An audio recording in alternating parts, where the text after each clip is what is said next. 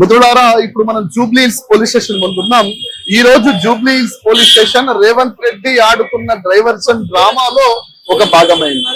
ఎక్కడైనా police station ని శాంతి భద్రతల కోసం వాడతారు, ఎవరైనా కష్టం వస్తే పోలీస్ స్టేషన్ వాడతారు. కానీ రేవంత్ రెడ్డి కష్టం వస్తే పోలీస్ స్టేషన్ వాడడం నాకు తెలిసింది మొదటి సంగతి.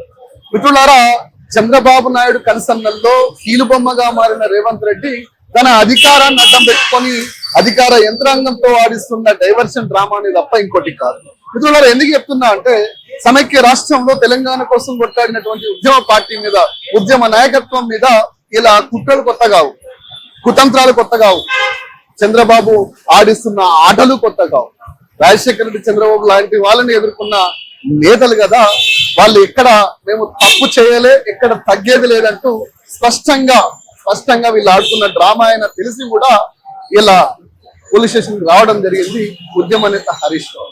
మళ్ళీ చెప్తున్న మిత్రులారా, ఇలా ఏం జరుగుతుంది?